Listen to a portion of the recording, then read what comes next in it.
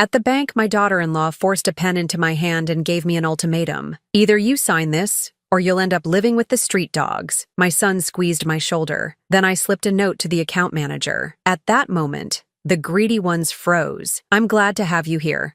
Follow my story until the end and comment the city you're watching from, so I can see how far my story has reached. My name is Juanita Martinez, and I'm 64 years old. I never thought I'd find myself sitting in a bank at 10:30 on a Tuesday morning, feeling like a prisoner in my own life, but there I was, squeezed between my son Desmond and his wife Celine, both of them staring at me with eyes that held no warmth, no love, only cold calculation. The leather chair felt uncomfortable beneath me, and I could smell Celine's overpowering perfume mixing with the sterile air of First National Bank. My hands trembled slightly as I clutched my worn purse, the same one I'd carried for 15 years. Desmond sat to my right, his jaw tight, refusing to meet my eyes. When had my baby boy become this stranger? Mrs. Martinez, the account manager, Mr. Peterson, said as he slid a stack of papers across the mahogany desk. These are the documents your family requested: transfer of property ownership, power of attorney, and liquidation of your savings account. I stared at the papers, the words blurring together. 43 years I'd lived in that house. 43 years of memories, of raising Desmond as a single mother after his father died when he was only 8. Every corner of that house held pieces of our life together.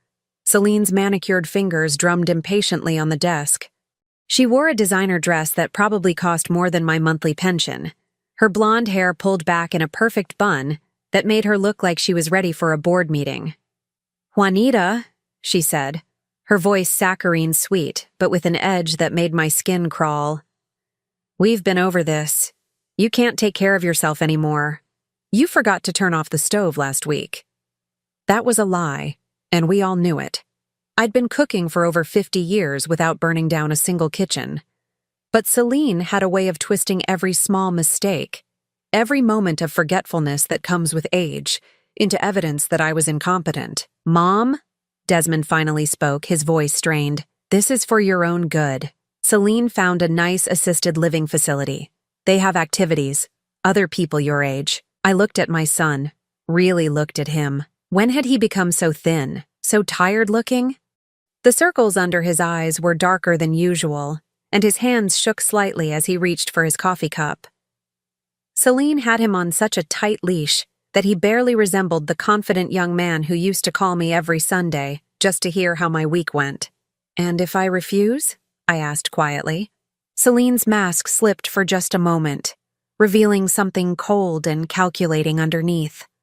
She leaned forward, her voice dropping to a whisper that only I could hear.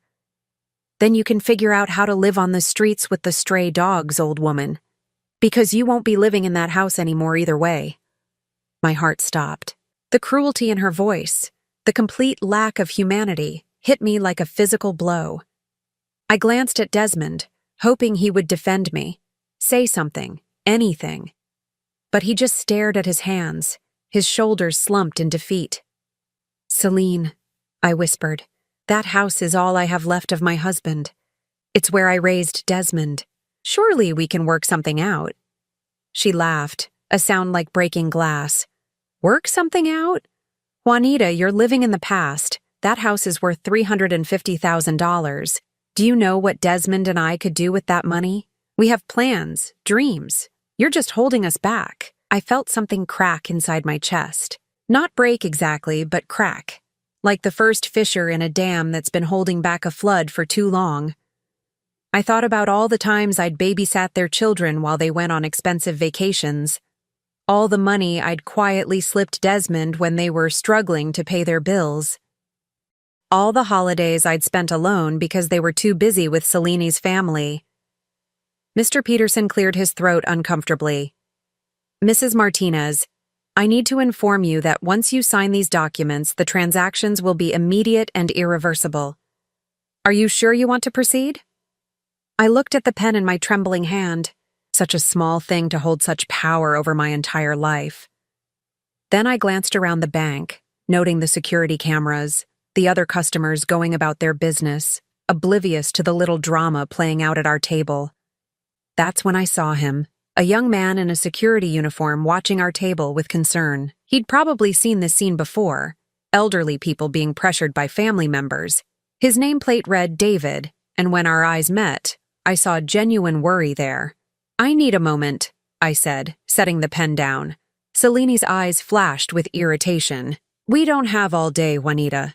Desmond has to get back to work." Just one moment," I repeated, my voice stronger than it had been all morning.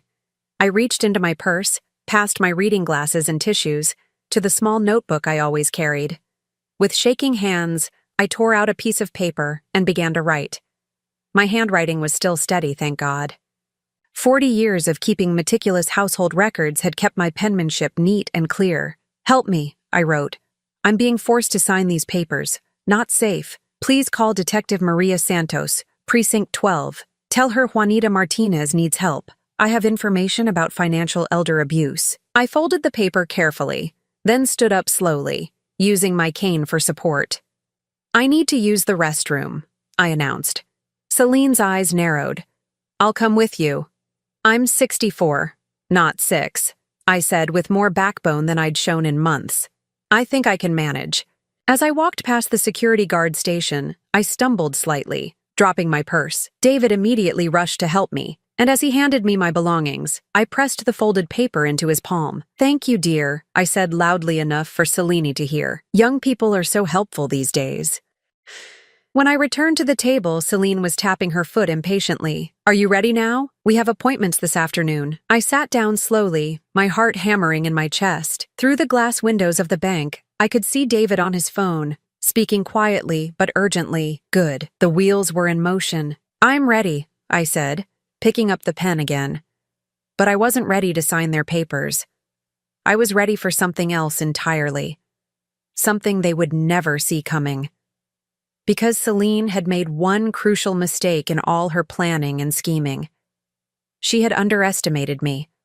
As I held that pen, I thought about the safety deposit box they knew nothing about, the one I'd had for 22 years, filled with documents they'd never seen, the secret that would change everything. I looked at my son one more time, memorizing his face, wondering if this would be the last time I saw him as my boy instead of her puppet. Then I smiled.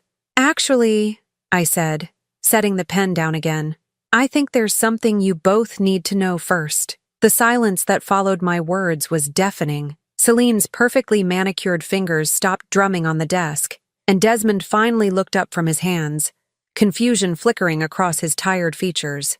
"Mr. Peterson shifted uncomfortably in his chair, probably wondering if he should call for additional security. But I wasn't ready to reveal everything yet. Not here. Not like this. Some stories need the right setting, the right moment. So instead, I smiled again and said, "I think we should discuss this at home, where we can talk privately." Celine's eyes flashed with fury. "Juanita, we are not leaving this bank until those papers are signed. Do you understand me?" For the first time in 3 years, since Celine had wormed her way into our family, I felt a spark of my old self. The woman who had raised a son alone after my husband Roberto died in that construction accident. The woman who had worked 2 jobs to keep food on the table and ensure Desmond could go to college. The woman who had built something from nothing. "My dear," I said, my voice calm but carrying a steel that surprised even me. "I understand perfectly. The question is, do you?"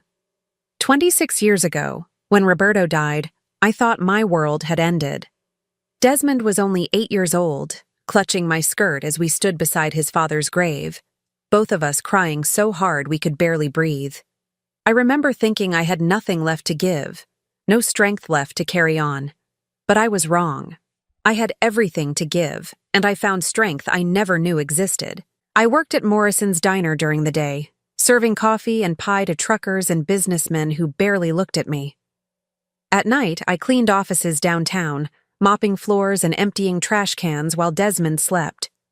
On weekends, I took in sewing, mending clothes and altering dresses for the wealthy women in Riverside Heights. Those women, they would come to my little house with their expensive fabrics and designer labels, looking down their noses at my worn furniture and faded wallpaper. But they needed me. Their husbands' business dinners, their charity galas, their daughters' debutante balls, they all required the kind of delicate handwork that only someone like me could provide. Mrs. Pemberton was the first. She arrived at my door one rainy Thursday evening in October of 1998, carrying a Vera Wang gown that needed extensive alterations. Her daughter was getting married, and the original seamstress had botched the job. "I don't usually come to this part of town," she'd said, looking around my small living room with barely concealed distaste. "But Margaret Holloway said you were the only one who could fix this. I spent 14 hours on that dress, working by lamplight after Desmond went to bed, my fingers aching from the intricate beadwork. When Mrs. Pemberton came to collect it, she stared at the transformation in amazement. "This is extraordinary," she whispered, running her fingers along the perfectly aligned seams. "How much do I owe you?" I had planned to charge $200, but something in her expression told me I was undervaluing my work. "400, I said, my heart hammering. She didn't even blink. "Do you have a card? I'm going to recommend you to everyone I know." That was the beginning. Word spread through the wealthy neighborhoods like wildfire. Juanita Martinez, the seamstress who could work miracles with needle and thread. Soon, I had more work than I could handle.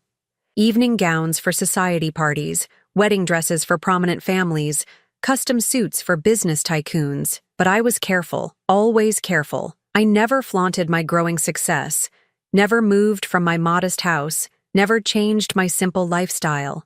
Desmond knew I was working more, making more money, but he was a child focused on school and friends and growing up.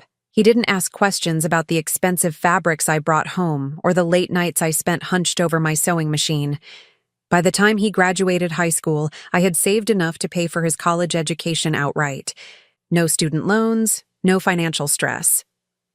When he asked how I'd managed it on a diner waitress's salary, I told him I'd been putting away a little money each month for years. It wasn't exactly a lie. I watched him flourish at State University, studying business and economics, making friends, discovering who he wanted to become.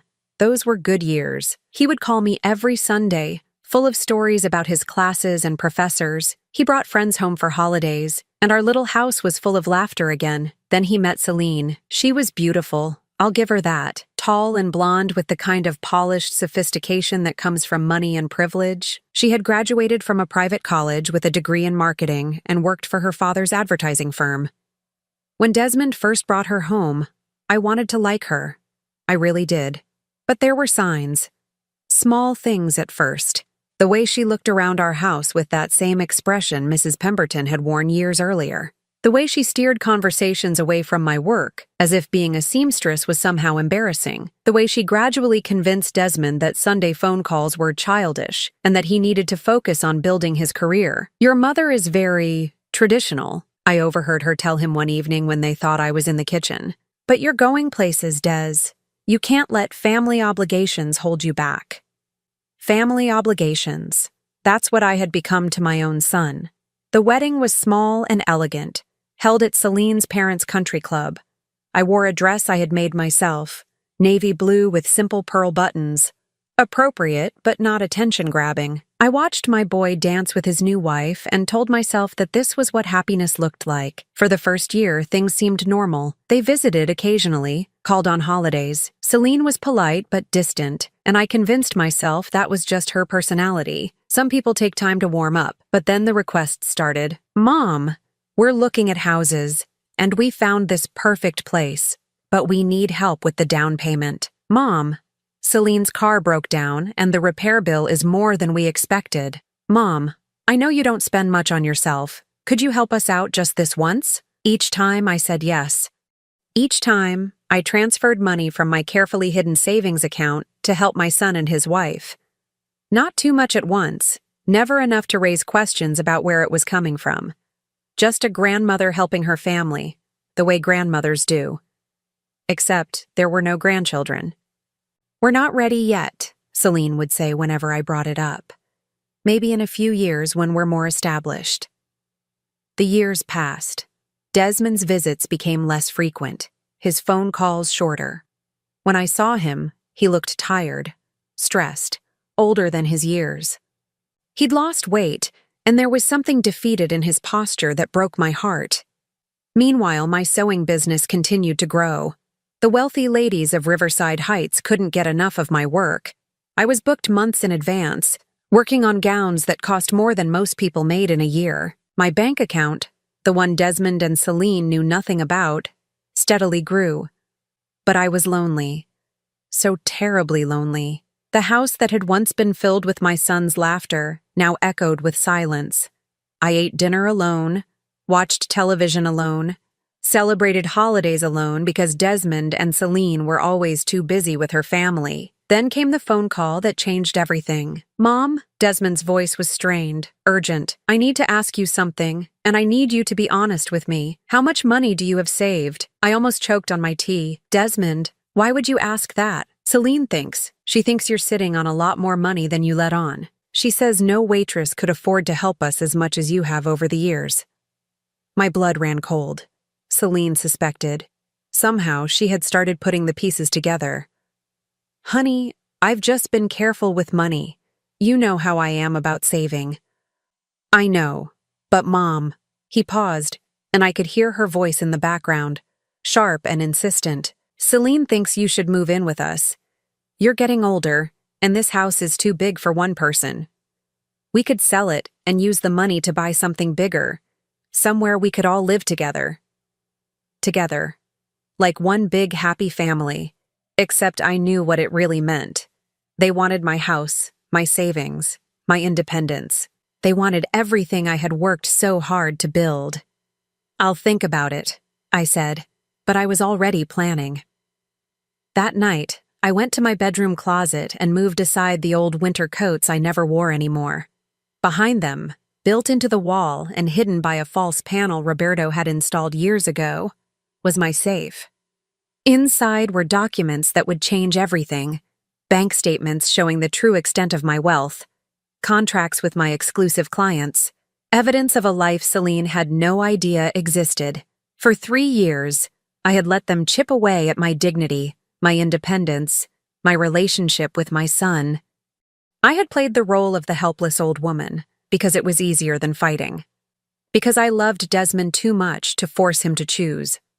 But now, sitting in this bank with Celine's ultimatum ringing in my ears, I realized that love sometimes means fighting for what's right. I thought about Mrs. Chen, who had paid me $15,000 for her daughter's wedding trousseau last month, about the Weatherby family, who commissioned me to create an entire wardrobe for their daughter's debutante season, about all the wealthy women who trusted me with their most precious occasions and paid me accordingly. Celine thought she knew who I was, a poor old woman clinging to a house she couldn't afford, surviving on Social Security and handouts from her son. She had no idea she was sitting across from one of the most sought-after couturiers in the state, but she was about to find out. The ride home from the bank was suffocating. Celine drove my car, her knuckles white as she gripped the steering wheel, while Desmond sat in the passenger seat staring out the window. I was relegated to the back seat like a child being driven to school. The silence was thick with Celine's barely contained fury. "I don't know what game you're playing, Juanita," she finally said as we pulled into my driveway. "But it stops now. We're going inside. You're going to explain this mysterious something we need to know, and then we're going back to that bank to finish what we started." I said nothing as we walked up the familiar path to my front door. The roses Roberto had planted 30 years ago were blooming beautifully, their red petals a stark contrast to the gray tension hanging over us. I fumbled with my keys, partly from genuine nervousness and partly to buy myself time to think. Inside, Celine immediately took charge, as she always did. "Sit," she commanded, pointing to my own couch. "Desmond, make sure she doesn't go anywhere while I make some coffee. We're going to have a long talk." I settled into my favorite armchair instead, the one Roberto had bought me for our 15th anniversary. From here, I could see the family photos on the mantel, the ones from happier times. Desmond as a baby, his first day of school, his college graduation. so many memories in this house, so many moments that Celine was trying to price out and sell. When she returned with 3 cups of coffee, her demeanor was deceptively calm. She had changed tactics, I realized. The cruel ultimatums weren't working, so now she would try a different approach. "Juanita," she said, settling onto the couch and crossing her legs elegantly. "I think we got off on the wrong foot today. We're all family here. We all want what's best for everyone involved." I took a sip of my coffee, noting that she had used my good china, the set I saved for special occasions. Everything with Celine was about presentation, about creating the right impression. "Desmond told me you wanted to share something with us," she continued. "We're listening." I looked at my son, really studied his face. When had he become so thin? When had those lines appeared around his eyes? He looked exhausted, like a man carrying a weight too heavy for his shoulders. "Desmond," I said softly, "do you remember when you were 12 and wanted that bicycle for Christmas? The red one with the racing stripes?" He blinked, confused by the sudden change of subject. "Mom, what does that have to do with anything? You remember how disappointed you were when Christmas morning came and all the presents under the tree were practical things, clothes and school supplies?" Celine made an impatient sound, but I continued. "But then I told you to look in the garage and there it was. That beautiful red bicycle. Exactly the one you wanted. Do you remember what you asked me?" Desmond's expression softened slightly. "I asked how you could afford it, and what did I tell you? You said..." He paused, the memory clearly coming back to him. "You said sometimes mothers have their ways. I've always had my ways, mijo." Celine leaned forward, her patience wearing thin. "Juanita, if you have some hidden savings account, now is the time to tell us. We're trying to help you plan for your future." I stood up slowly, using my cane for support. "I think it's time I showed you something." I led them to my bedroom, ignoring Celine's sharp intake of breath at the simple furnishings, the faded wallpaper, the old family photos covering every surface. At my dresser, I picked up a small silver key from my jewelry box. "This," I said, holding up the key, "opens a safety deposit box at Riverside Community Bank." Celine's eyes sharpened like a hawk spotting prey. "What's in the box?" "Documents, bank statements, records of my real financial situation." The room fell silent except for the tick of the old clock on my nightstand.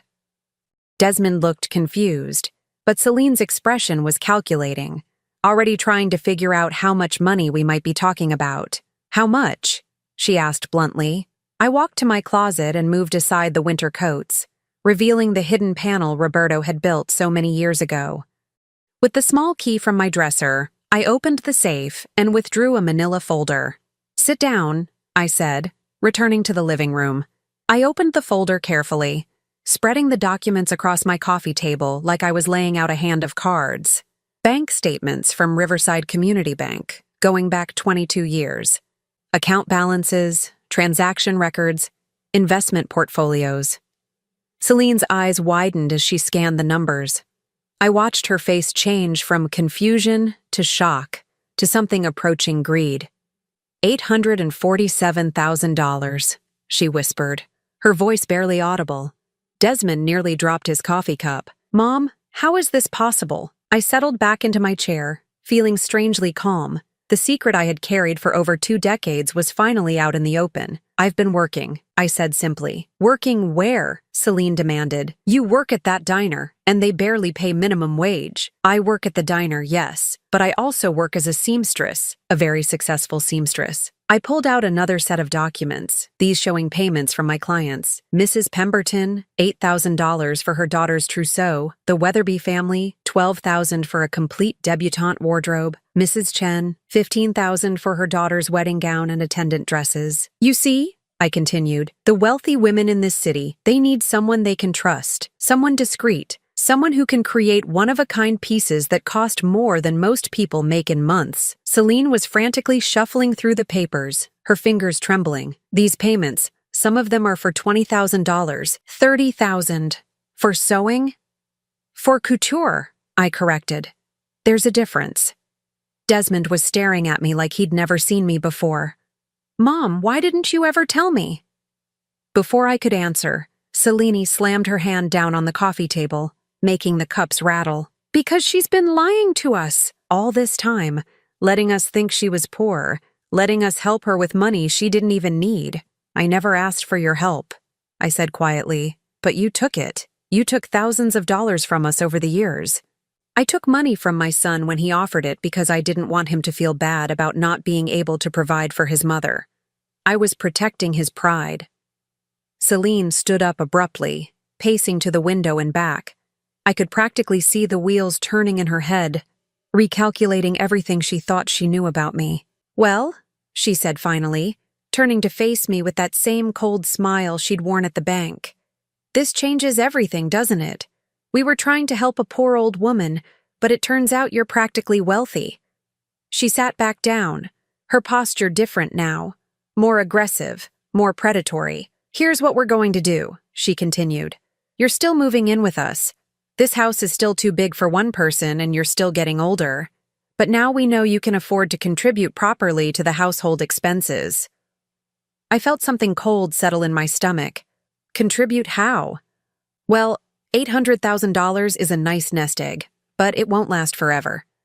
Desmond and I have been talking about starting a business. With your money as startup capital, we could really make something of ourselves. Desmond looked uncomfortable. Celine, maybe we should think about this. Think about what? She snapped. Your mother has been sitting on a fortune while we've been struggling to make ends meet. The least she can do is help her own family.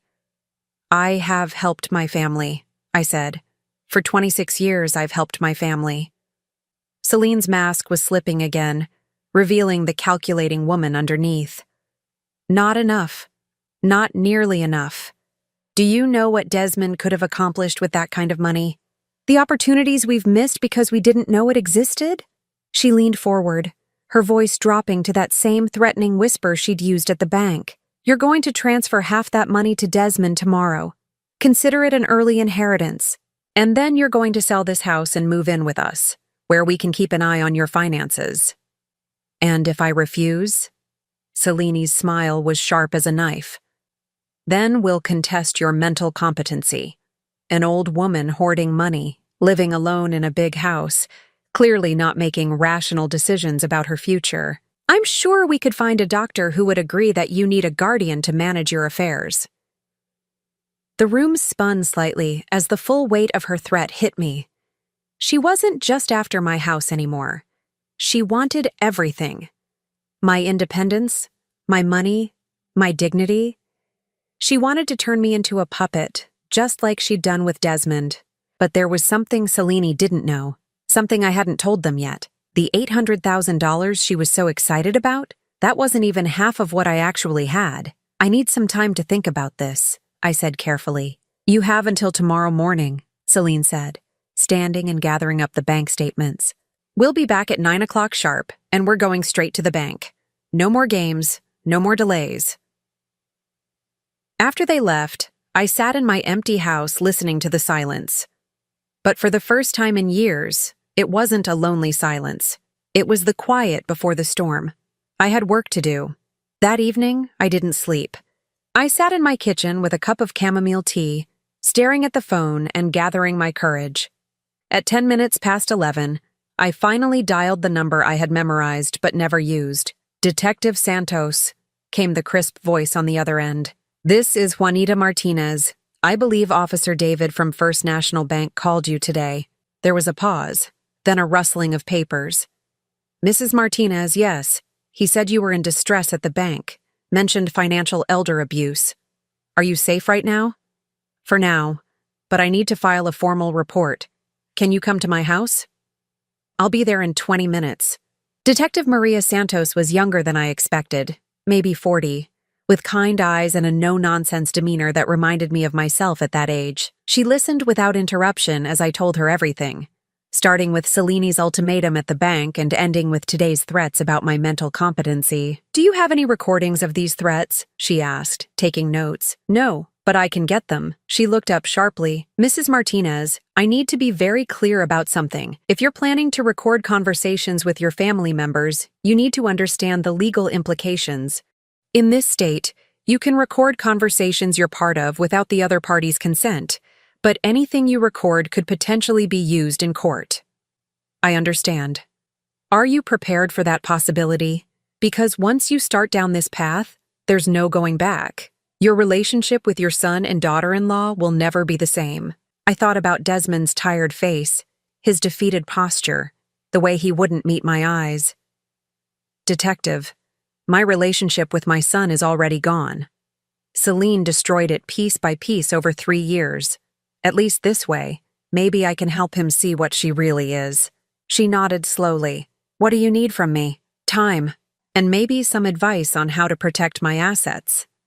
After Detective Santos left, I went to my sewing room and sat down at the antique Singer machine Roberto had bought me for our 10th anniversary. This room was my sanctuary, filled with bolts of silk and lace, pattern books, and half-finished projects for my wealthy clients. But tonight, I wasn't here to sew. I was here to plan. The next morning, Celine and Desmond arrived precisely at 9 o'clock, just as Celine had promised. I watched them from my kitchen window as they walked up the path, noting how Celine's stride was confident, predatory, while Desmond lagged behind like a reluctant accomplice. I had prepared carefully for this encounter. Hidden in my cardigan pocket was a small digital recorder Detective Santos had given me. On my kitchen counter, spread out like bait, were the bank statements from yesterday, along with a few additional documents I had selected very carefully. "Good morning," I said as I opened the door, my voice trembling just enough to sound convincingly fragile. Celine brushed past me without a greeting, her eyes immediately scanning the kitchen for the papers. "I see you've been thinking overnight. Good. I hope you've come to your senses." Desmond followed more slowly, his hands shoved deep in his pockets. "Mom, are you feeling okay? You look tired." "I didn't sleep very well," I admitted, which was true enough. "This is all very overwhelming." Celine was already examining the documents on the counter. "What's this?" she asked, holding up a letter from Pemberton Estate Management. "Mrs. Pemberton wants to commission me for her granddaughter's debutante season. $35,000 for a complete wardrobe." I watched Celine's eyes widen as she read the letter. The commission was real, but I had brought it out for a specific reason. I wanted her to understand exactly how much money was involved in my work. $35,000, she repeated slowly. "For clothes." "For couture," I corrected again. "Mrs. Pemberton's granddaughter is being presented at the Magnolia Ball next spring. It's the social event of the season." Celine set the letter down with shaking hands. I could see her recalculating, realizing that my hidden wealth wasn't just savings from past work, but ongoing income from current projects. "How many clients do you have like this?" she asked. "Enough to stay very comfortable." That was when I saw it, the exact moment when Celine's mask finally slipped completely. The greed in her eyes was so naked, so hungry, it made my stomach turn. "Well," she said, attempting to regain her composure, "this just confirms what we discussed yesterday. You clearly need help managing all of this money. It's irresponsible for someone your age to be handling such large sums alone. I've been managing it just fine for 22 years. Times change, Juanita. You're getting older, more forgetful. What happens if you make a mistake? What happens if someone takes advantage of you?" The irony of her words would have been funny if it weren't so cruel. Desmond shifted uncomfortably. "Mom, maybe Celine has a point. This is a lot of money to keep track of." I looked at my son, this man I had raised and loved and sacrificed for, and felt my heart break a little more. "Desmond, do you really think I'm incompetent?" He couldn't meet my eyes. I think you need help. We all need help sometimes." "And you think Celine should be the one to help me?" "I think we should work together as a family." Celine moved closer to me, her voice taking on that false sweetness again. "Juanita, we're not asking you to give up everything. We just want to make sure you're protected. What if something happens to you? What if you get sick? Wouldn't you rather know that responsible people are looking after your interests? Responsible people like you? Like your family, yes." I reached into my cardigan pocket and pressed the record button on the device. "And what exactly would this protection involve?" Celine began outlining her plan with the enthusiasm of someone who had been thinking about nothing else all night. I would transfer $500,000 to a joint account that she and Desmond would manage. I would sell the house and move into their spare bedroom. I would stop taking on new clients and gradually wind down my business. But what about my independence? I asked. Independence is overrated at your age, Celine said dismissively. What you need is security. And you'll provide that security? Of course, we're family. As she spoke, I noticed something that chilled me to the bone. She kept saying we and family, but when she thought Desmond wasn't looking, her expressions were purely calculating. This wasn't about family at all. This was about money, pure and simple. There's something else, Celine continued, her voice dropping to that conspiratorial whisper. I've been doing some research on elder care law. Did you know that in this state, if an elderly person is deemed unable to make rational financial decisions, their children can petition for conservatorship? My blood ran cold. Conservatorship? It's really for your own protection, she said, but her smile was predatory. If you were to become confused about your finances, Desmond could step in and make sure your money is handled properly. You mean you could step in? Celine's mask slipped again for just a moment. I mean your family could step in.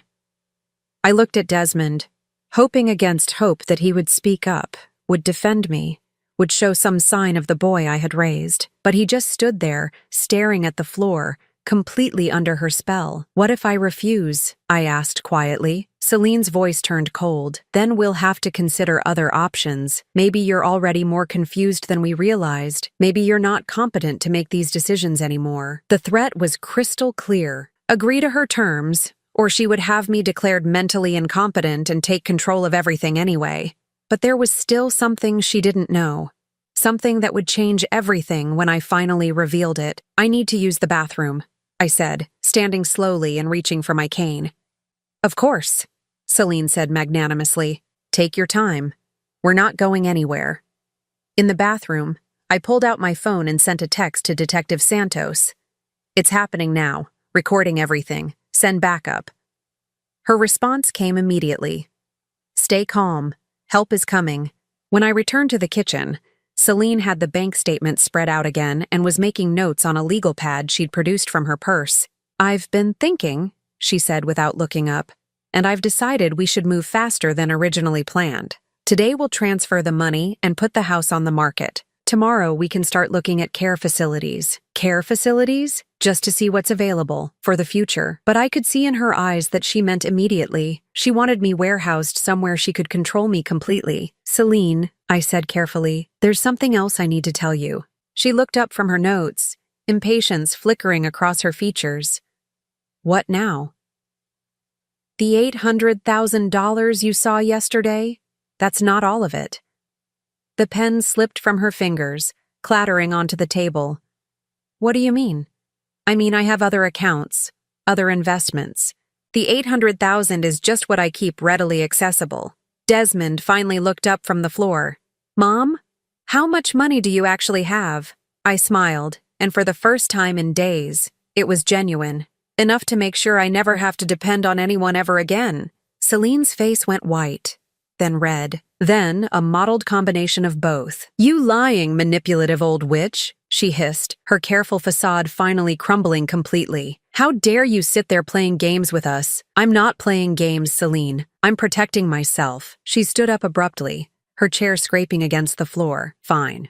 If that's how you want to play this, then we'll do it the hard way. Desmond, call Dr. Harrison. Tell him we need an emergency psychiatric evaluation for your mother. That's when I heard the sound I'd been waiting for. Cars pulling into my driveway. Multiple cars. Actually, I said, reaching into my pocket and pulling out the recording device. I think we need to have a different kind of conversation entirely. The look on Celine's face when she saw the recording device in my hand was something I'll remember for the rest of my life. Pure shock mixed with rage and the dawning realization that she had been outmaneuvered by the old woman she'd been systematically underestimating. What is that? She demanded, her voice sharp enough to cut glass. Evidence, I said simply, holding up the small device. Every threat you've made, every manipulation, every cruel word, it's all recorded. The sound of car doors slamming in my driveway grew louder. Through the kitchen window, I could see Detective Santos approaching with 2 uniformed officers. But Celine was too focused on the recorder to notice. "You can't do that," she snarled, lunging toward me. "That's illegal. You can't record people without their permission." "Actually," I said, stepping back and keeping the device out of her reach. "In this state, I can record any conversation I'm part of." Detective Santos explained the law to me very thoroughly last night. Desmond looked confused and frightened. "Mom, what's going on? Why are there police cars outside?" Before I could answer, there was a firm knock at my front door. Celine's face went from red to white in an instant. "Mrs. Martinez?" Detective Santos called. "It's Detective Santos. You asked me to come by." I walked slowly to the front door, my cane tapping against the hardwood floor. Behind me, I could hear Celine whispering frantically to Desmond, but I couldn't make out the words. "Detective," I said, opening the door wide.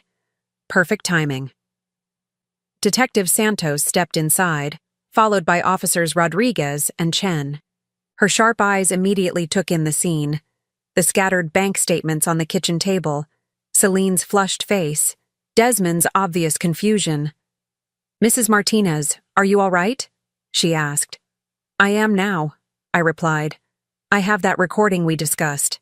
Celine finally found her voice. "This is harassment. You can't just bring police into someone's home without a warrant." Detective Santos turned her attention to Celine, her expression professionally neutral. "Ma'am, Mrs. Martinez called us here.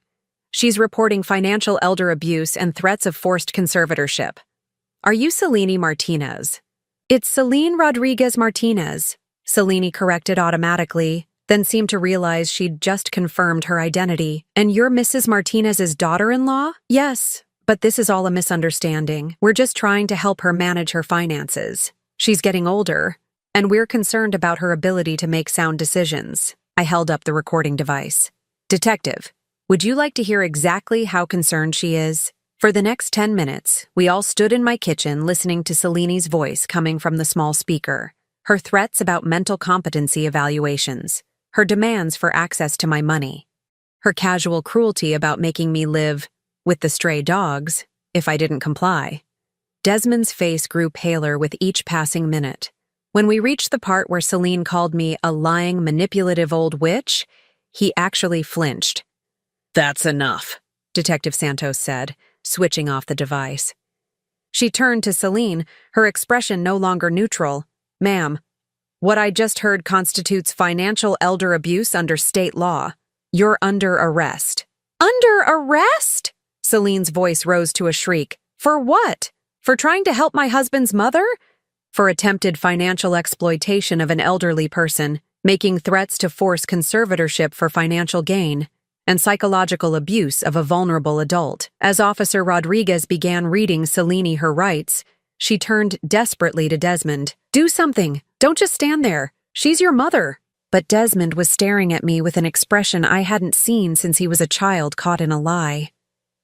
"Mom," he whispered, "is this really what's been happening?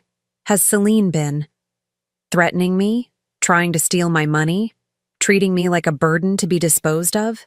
I finished. "Yes, mijo, for 3 years. His shoulders slumped. "I didn't know. I swear I didn't know it was this bad." Detective Santos had finished with Celine and was now focusing on him. "Mr. Martinez, I need to ask you some questions. Were you aware of your wife's plans to force your mother into conservatorship?" Desmond looked lost, confused, like a man waking up from a long nightmare. She said Mom needed help, that she was getting forgetful and couldn't handle her finances anymore. I thought we were helping." "Did you know about the threats? The ultimatums?" "No." His voice was barely audible. "I knew Celine could be direct, but I didn't know she was threatening Mom. I wanted to feel sorry for him, but I couldn't quite manage it. Not yet. Desmond, you were there at the bank yesterday. You heard what she said. I thought she was just frustrated. She gets frustrated sometimes when people don't listen to her advice." Officer Chen, who had been taking notes, looked up. "Mr. Martinez, threatening to have someone declared mentally incompetent for financial gain isn't advice.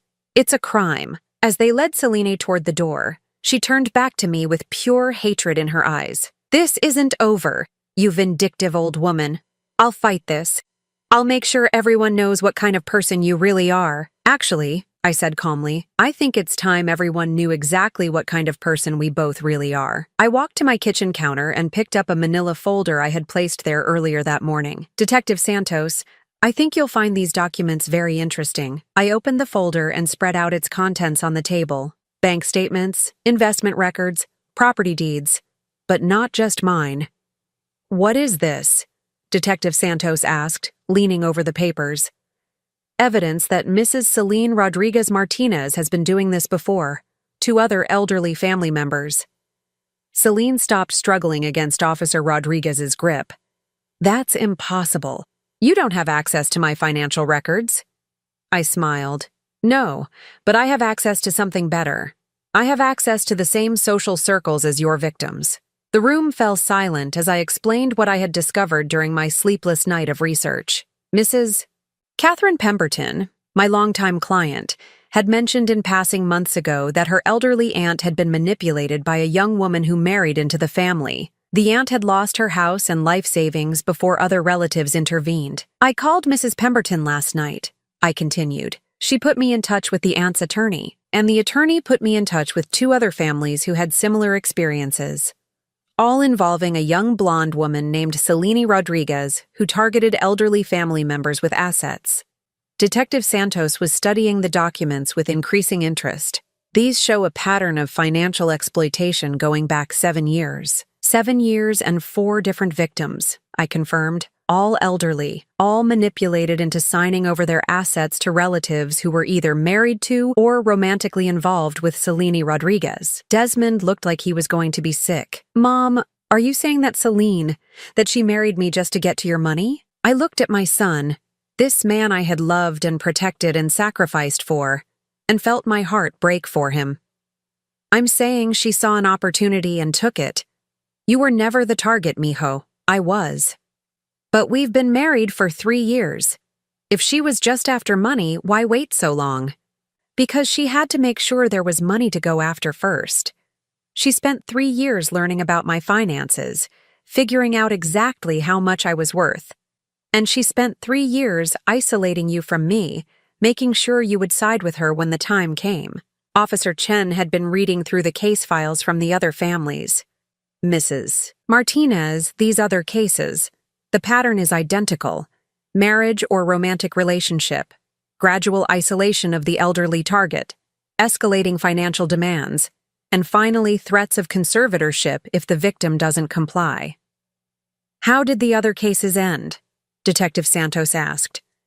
2 of the victims died before the cases could be resolved. One lost everything but was eventually able to prove fraud and recover some assets. The 4th, I paused, looking directly at Celine. The 4th case is still ongoing. A 92-year-old man in Connecticut whose nephew's girlfriend convinced him to sign over his house last month. Celine's face had gone completely white. This is insane.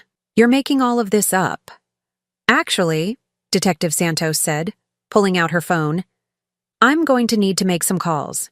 Mrs. Martinez, would you be willing to cooperate with investigators in other jurisdictions? Of course. As they finally led Celine away, she turned back one last time. Desmond, don't let them do this. I'm your wife! But Desmond didn't answer. He was sitting at my kitchen table with his head in his hands, staring at the evidence of his wife's systematic manipulation of our family. Mom, he said without looking up, how long have you known? I suspected for months, but I only had proof as of last night.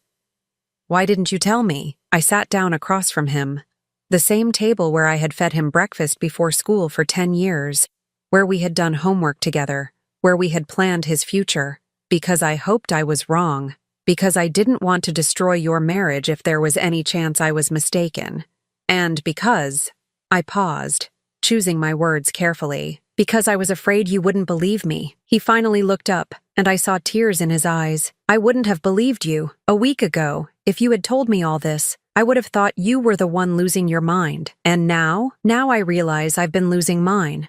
For 3 years, I've been living in some kind of fog, letting her make all the decisions, believing everything she told me about you, about our family, about what was best for everyone. Detective Santos reappeared in the doorway. Mrs. Martinez, we're going to need you to come to the station to make a formal statement. And Mr. Martinez, we'll need to speak with you as well. After they left, Desmond and I sat in my kitchen in silence. The bank statements were still scattered across the table, evidence of the life I had built in secret, the independence I had fought so hard to protect. Mom, Desmond said finally, can you ever forgive me? I reached across the table and took his hand, noting how thin it had become, how the wedding ring hung loose on his finger. Mijo, there's nothing to forgive. You were manipulated by an expert.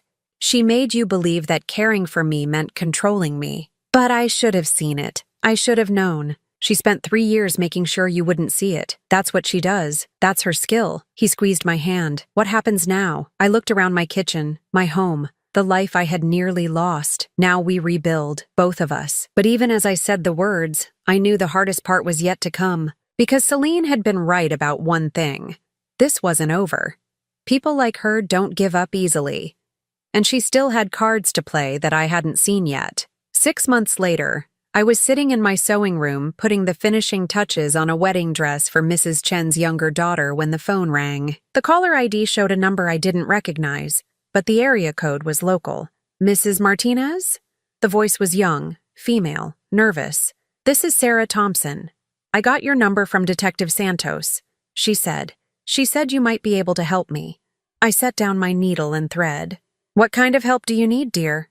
It's my grandmother. Her boyfriend's daughter is trying to get her to sign over her house. She's saying Grandma is too old to live alone, that she needs to move into assisted living. But Grandma is fine. She's sharper than I am most days. What's the daughter's name? There was a pause. Celine Rodriguez. Do you know her? I closed my eyes, feeling a familiar mix of anger and protectiveness rise in my chest. Yes, I know her. Where is your grandmother now? She's staying with me for a few days. She's scared to go home because Celine keeps showing up with papers to sign. Bring her to my house tomorrow at 2 o'clock, and bring any documents Celine has given her. After I hung up, I called Detective Santos. Celine had been released on bail 3 months ago pending trial, with a restraining order that prohibited her from contacting me or coming within 500 feet of my property. But restraining orders, I was learning, were just pieces of paper. She's targeting someone else, I told the detective. I was afraid of this. Her lawyer has been pushing for a plea deal, claiming she was just trying to help family members manage their finances. If she's moved on to a new victim, it proves this was never about helping family. It proves it's a pattern. Detective Santos sighed. Mrs. Martinez, I need to ask you something, and I want you to think carefully before you answer. Would you be willing to help us set up a sting operation? The next afternoon, Mrs. Eleanor Thompson sat in my living room looking remarkably like I had 6 months earlier. She was 82 years old with silver hair and worried eyes, clutching a manila folder full of papers that Celine had been pressuring her to sign. Her granddaughter Sarah, a woman in her 30s with her grandmother's kind eyes and determined chin, sat beside her holding her hand. She seemed so nice at first, Mrs. Thompson was saying. When Jimmy started dating her, she would come over for dinner and compliment my cooking. She even helped me with my garden last spring. That's how it starts, I said gently. She studies you, learns what you need to hear, what will make you trust her. But then Jimmy started changing.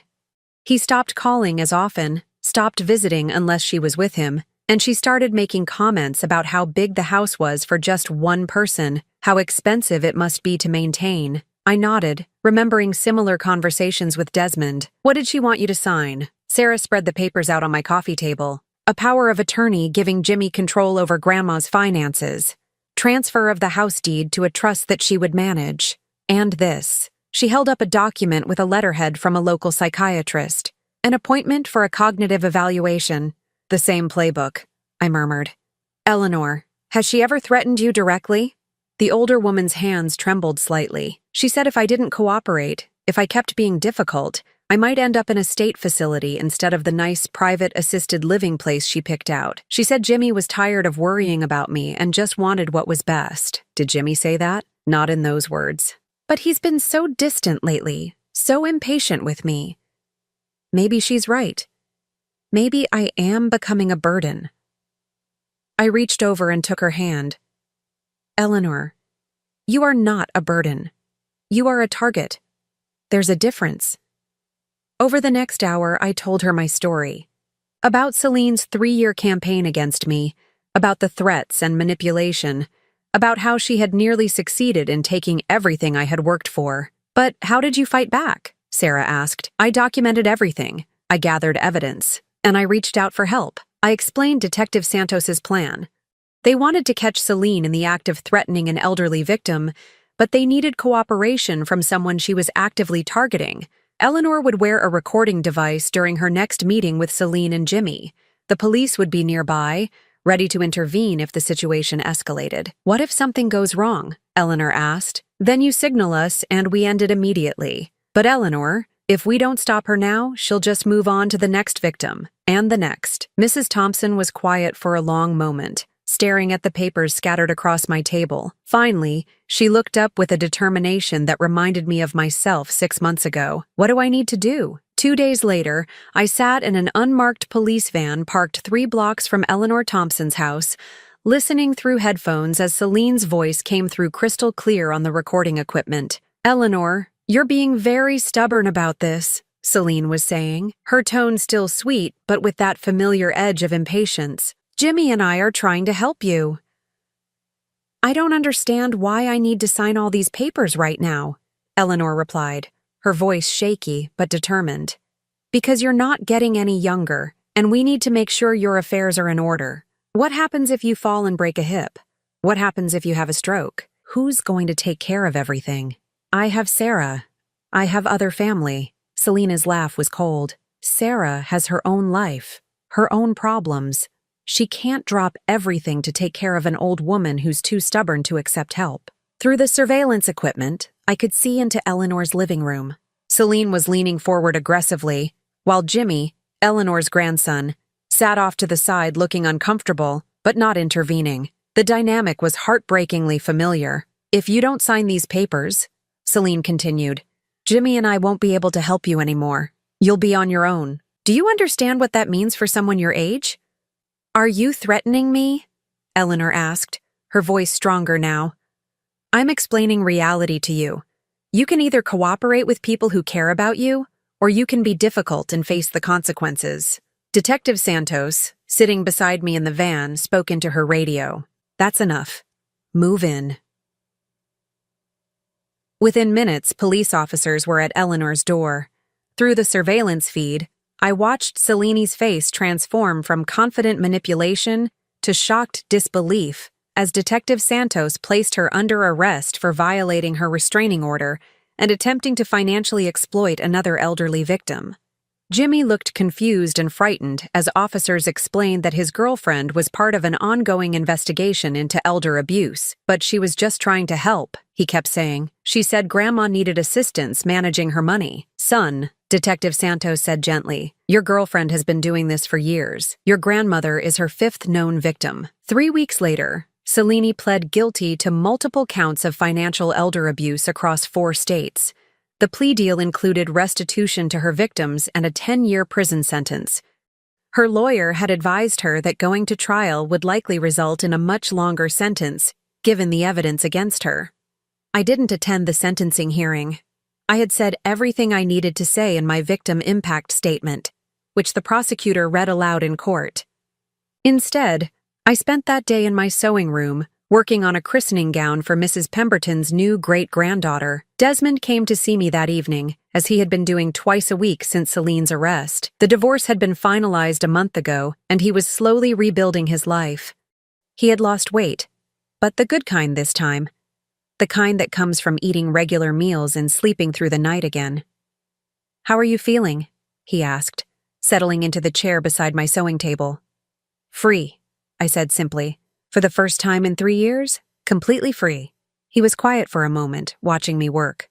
Mom, I need to say something, and I need you to let me finish before you respond. I set down my needle and gave him my full attention. I know you've forgiven me. I know you've said there's nothing to forgive, but I need to forgive myself, and I can't do that without acknowledging what I allowed to happen. He took a deep breath. I let someone convince me that loving you meant controlling you. I let her make me believe that your independence was stubbornness, that your strength was confusion, that your wisdom was senility. Tears were starting to form in his eyes. I forgot who raised me. I forgot who taught me right from wrong, who worked 3 jobs to put me through school, who sacrificed everything to give me opportunities.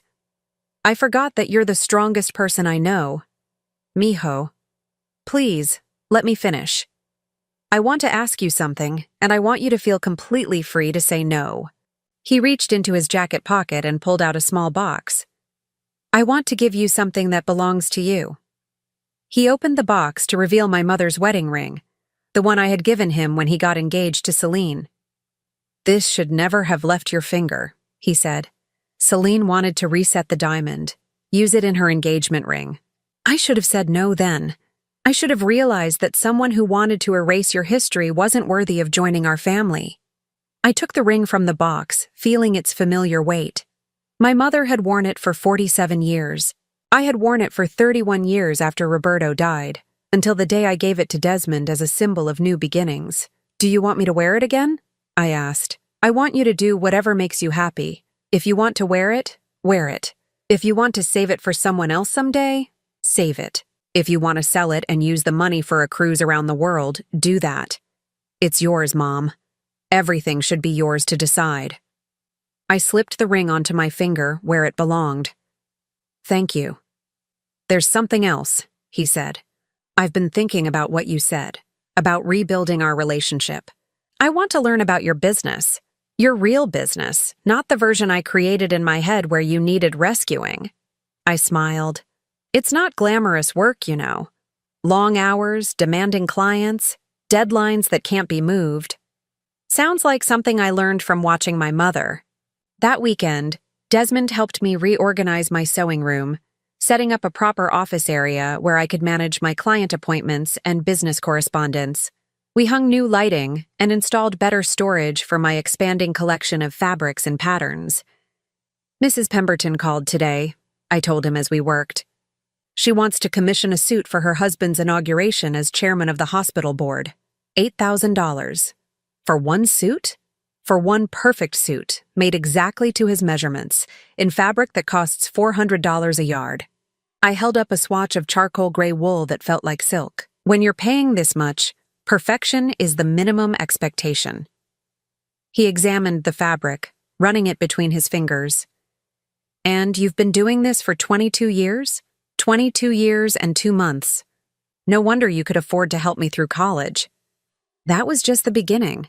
The real money came later, when I had established clients who trusted me with their most important occasions. As we worked, I told him about my plans for the future. I was considering taking on an apprentice, someone young who could learn the traditional techniques that were becoming lost arts.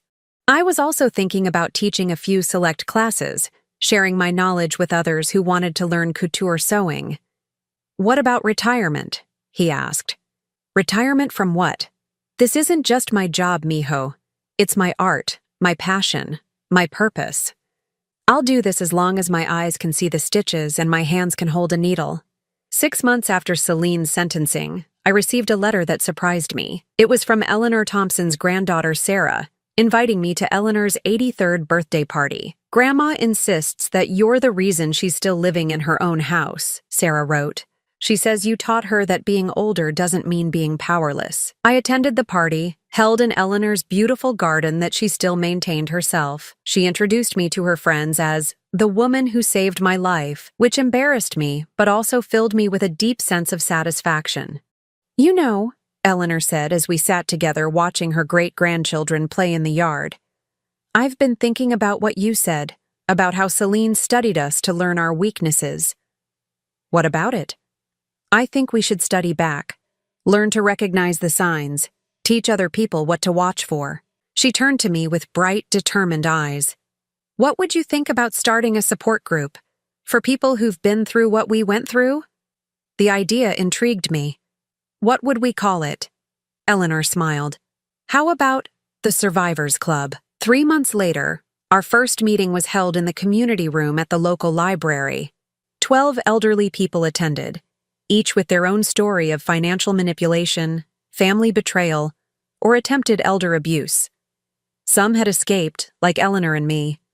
Others had lost everything but were trying to rebuild their lives. Detective Santos came to speak to the group about recognizing warning signs and legal protections available to seniors. A lawyer specializing in elder law volunteered to provide free consultations. A financial advisor offered workshops on protecting assets from predatory family members. But mostly, we talked. We shared our stories, our fears, our victories. We created a network of people who understood what it felt like to be targeted by those who should have loved and protected us. I never intended to become an advocate. I had only wanted to protect my own independence, my own hard-earned security. But sometimes life has other plans. On a quiet Sunday evening, a year after Celine's conviction, I sat in my kitchen reading thank you notes from the women whose lives had been touched by our support group.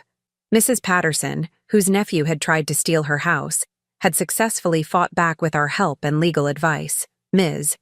Rodriguez had escaped an abusive living situation arranged by her daughter-in-law. Mr. Chen had learned to recognize the signs when his son's girlfriend started pressuring him to change his will. Desmond stopped by, as he did every Sunday now, bringing groceries and staying for dinner. Our relationship was different than it had been before Celine, deeper in some ways. We both knew how easily it could have been lost forever. Any regrets? He asked as we cleaned up the dishes together. I thought about the question seriously. Did I regret the 3 years of manipulation and abuse? The fear? The isolation? The near loss of everything I had worked for? No, I said finally, because it led me here. To this work, to helping other people, to understanding my own strength in a way I never had before. I looked around my kitchen, my home, the life I had nearly lost. Everything was exactly as it should be. My savings account was secure, my business was thriving, my independence was unshakable. And I was no longer just Juanita Martinez, the seamstress who worked in secret. I was Juanita Martinez, survivor, advocate, protector of those who couldn't protect themselves. It was a good life. It was my life. And no one would ever take it from me again. Now I'm curious about you who listened to my story. What would you do if you were in my place? Have you ever been through something similar? Comment below, and meanwhile, I'm leaving on the final screen 2 other stories that are channel favorites, and they will definitely surprise you. Thank you for watching until here.